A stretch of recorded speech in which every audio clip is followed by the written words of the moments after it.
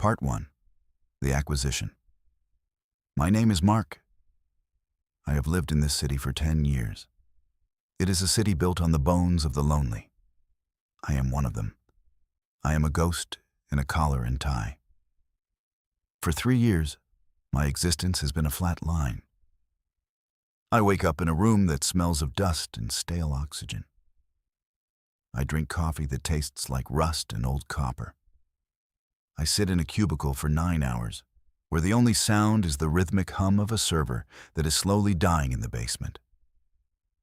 I go home to an apartment where the walls are so thin I can hear my neighbor weeping through the plaster. The city does not sleep, but it does not breathe either. It is a cold machine made of glass and steam. I spent my nights staring at the blue light of my phone. That blue light is a drug. It is the only thing that makes me feel like I am not a vapor. I am addicted to the swiping. I am addicted to the possibility of being seen. Every time I download Tinder, I feel a sense of rotting shame. It feels like admitting defeat. It feels like crying out to a void that does not care. I swiped for 2 days. It was a blur of filtered faces. Faces with dog ears. Faces with smoothed-out skin that looked like wet plastic. Faces that were trying so hard to be happy that they looked like they were screaming for help. Then, I saw her. Her name was Elara. She did not have a filter. She stood in front of a white wall that looked like it was made of bleached bone. Her hair was black and long, falling over her shoulders like a curtain of ink. Her eyes were the color of liquid silver. They did not look real. They looked like they were made of polished metal. Her profile was short. It was a warning. It said, "I am tired of the surface. I want to see what is underneath. No games, just honesty." I felt a jolt in my chest. It was the first time in years that a photo made me feel physically uncomfortable. My heart beat once, heavy and slow, like a drum buried in the mud. I swiped right. The screen flashed. It is a match. I did not wait. I sent the first message. I asked her what she meant by honesty. She replied within seconds. She said, "Most people are just masks. I like to see the raw meat behind the plastic." I thought she was a poet. I thought she was edgy. I thought I had found someone who was as broken as I was. We messaged for 6 hours that first night. The blue light burned my eyes. But I could not stop. She knew things about me. Things I had never posted online. She knew about the scar on my knee from when I was 7. She knew about the way I tap my fingers when I am nervous. I asked her how she knew. She said, "I am a very good observer, Mark. I see the things you do not even see in yourself. I can see the way your pulse jumps when you type my name." I should have stopped there. I should have deleted the app and thrown the phone into the river. But the loneliness was a fire. And her words were pure gasoline. After 3 days, she invited me to her apartment. She lived in the Zenith towers. It was a massive glass spire on the edge of the industrial district. It was the tallest building in the city, a needle of steel piercing the gray clouds. No one knew who owned it. It was a fortress for the ultra-rich and the ultra-secret. I arrived at 8 o'clock on a Friday night. The air was cold and smelled of salt and growing thunder. The lobby was a cathedral of white marble. There were no plants. There were no signs. There were only silent guards wearing gray suits that matched the color of the sky. They did not have guns. They had long, thin rods made of carbon fiber. I gave my name. I gave my ID. The guard looked at my ID for a long time. He looked at my face, then back at the card. He leaned forward and whispered, "Are you sure you want to go up, Mark?" His breath smelled like raw copper. "I have a date. I said. I tried to sound confident. My voice bounced off the marble and sounded thin and weak. The guard did not smile. He gestured to an elevator. It had no buttons.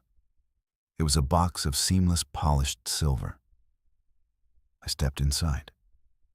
The doors slid shut without a sound. The ride was so smooth, I did not feel the movement. I only saw the numbers on a small floor display. 4, 10, 25, 40. The air in the elevator became thin. My ears popped with a sharp pain. I felt a strange pressure in my skull, like someone was pressing their thumbs into my temples. 44th floor, a voice said.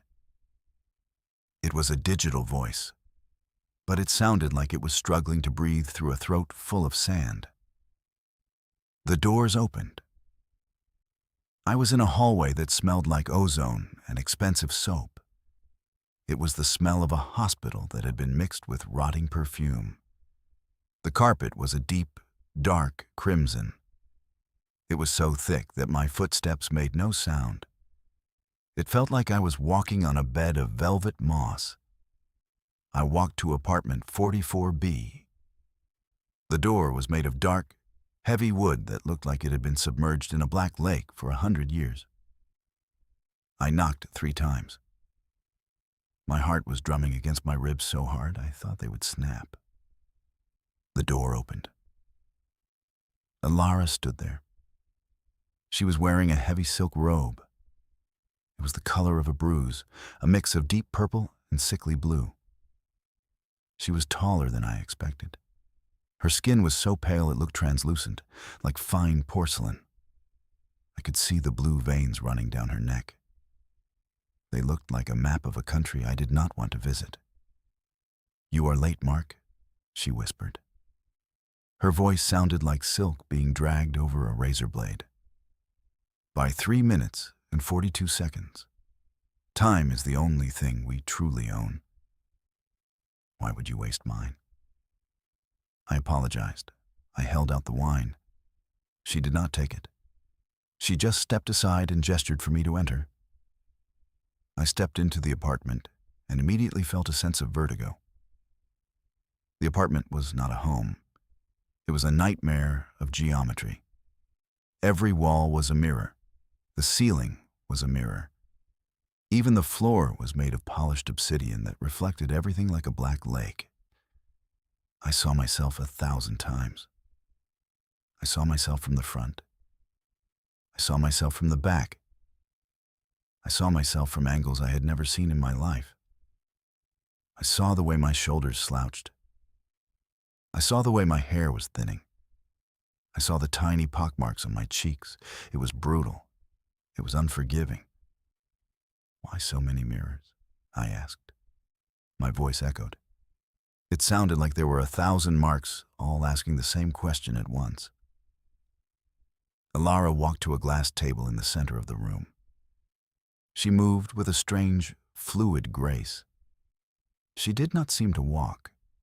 She seemed to slide like an eel through water. "I like to see the truth," she replied. "Most people spend their lives running from their reflections.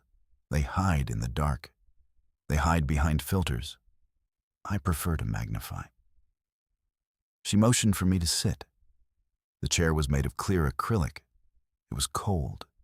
It felt like sitting on a block of ice. On the table was a single platter of food. It was small, white cubes of something that looked like jelly. They were arranged in a perfect square. "Eat," she commanded. She did not pour the wine. She did not offer me water. She just sat opposite me and watched. Her silver eyes did not blink. I realized then that I had not seen her blink once since the door opened. I picked up a small silver fork. I took a cube and put it in my mouth. It tasted like nothing. It had the texture of cold fat. As I chewed, I felt a strange vibration in my teeth. It was like the cube was humming inside my skull. I swallowed. I felt a heaviness in my stomach. It felt like I had swallowed a stone. "Tell me, Mark," she said. She leaned forward, the mirrors behind her catching the light. What part of yourself do you hate the most? If you could peel away one flaw, what would it be? I tried to laugh it off. My throat felt tight. I do not know. Maybe the nose. I broke it in high school. It has that bump. Elara reached across the table. She did not ask permission. She touched the bridge of my nose. Her fingers were not cold. They were freezing. It felt like dry ice pressing into my skin. I tried to pull away, but I found I could not move. My muscles had become like lead. "It is a beautiful bump," she whispered. Her eyes were widening. "It is so human. It is a shame to let such a perfect flaw go to waste." I felt a sharp sting in the back of my neck, like a hornet. My vision began to fray at the edges. The 1,000 mirrors began to spin. I saw 1,000 marks, all clutching their necks. I saw 1,000 Elaras smiling. "Sleep now, Mark," she said. "When you wake up, we will start the harvest." Part 2. The Redesign. The darkness was not empty. It was heavy. It was a physical weight pressing down on my chest. I tried to open my eyes, but they were glued shut with something thick and warm. I tried to lift my arms, but they were fixed to a surface that hummed with a low, electronic frequency. I tried to scream, but my jaw was locked in a metal frame. I was in a room that smelled of antiseptic and raw meat. The sound was the worst part. It was a wet, rhythmic clicking. Click, click, slide. A light flickered on. It was a harsh, blue LED that burned through my eyelids. I managed to force one eye open. The room was circular. It was made entirely of magnifying mirrors. Every inch of the wall was designed to show the microscopic details of the things inside. In the center of the room, I saw myself. I was strapped to a chair that looked like an anatomical cradle. My skin was marked with thin, blue lines. Elara stood in front of me. She was no longer wearing the silk robe. She was wearing a suit made of clear plastic. She was holding a tray of silver tools that glinted in the blue light. But she was not alone. There were things moving in glass tanks along the walls. They looked like sea slugs made of glass. They were translucent and pulsating. "Do not move, Mark," she said. Her voice was no longer soft. It was clinical. It was the voice of a butcher who studied art. "You have such a rare gift. Your symmetry is almost perfect. But almost is not enough. We are going to reach the absolute." She picked up a small, silver scalpel. I watched in the magnifying mirror as she brought the blade to my face. I felt no pain. That was the horror. My nerves had been silenced. I watched as she made a perfect incision along the bridge of my nose. I watched as the skin was peeled back like the rind of a fruit. The white bone beneath it was exposed to the cold air. It looked like ivory. I wanted to die. I wanted the world to end. But I could only watch. She picked up a small, high-speed saw.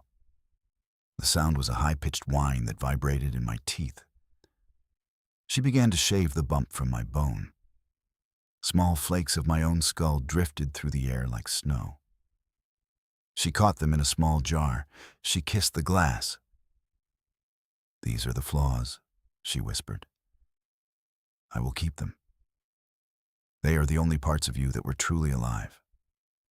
The rest we will make eternal."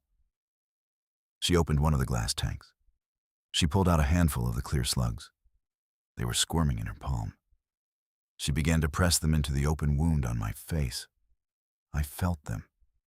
I felt 1,000 tiny mouths biting into my bone. I felt them weaving their bodies into my muscle fibers. They were not eating me. They were replacing me. They are called symbiotes. she explained as she worked. They take the shape of the void. They will build a new nose, a nose that is harder than diamond, a nose that will never age, a nose that is perfectly symmetrical. You will be my masterpiece. You will be the only thing in this city that is not a lie. The organisms began to harden. I felt my face turning into stone. The wet clicking sound intensified. It was coming from inside my head now. The symbiotes were talking to each other. They were coordinating the construction of my new face. I watched as the skin was pulled back over the new bone. But it was not my skin.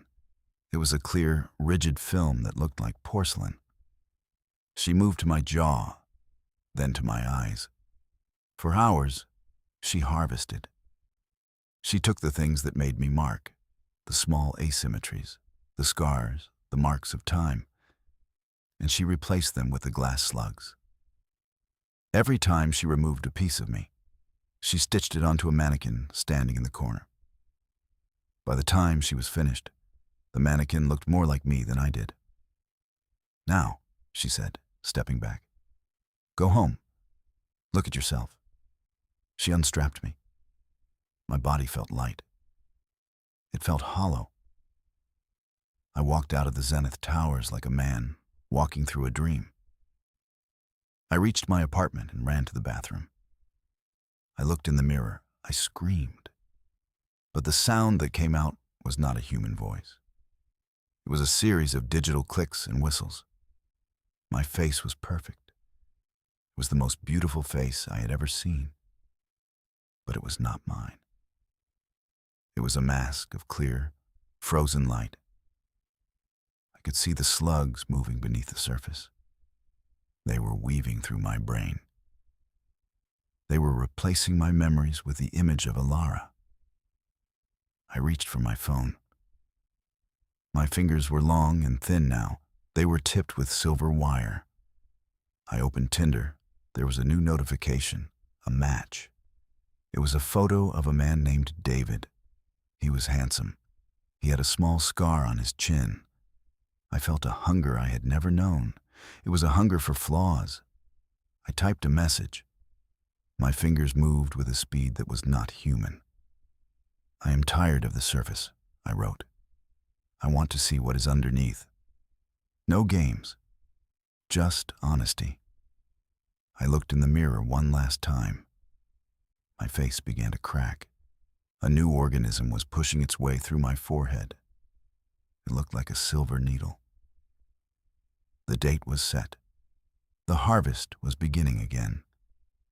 And the city continued to hum, cold and silent, as the mirrors watched us all.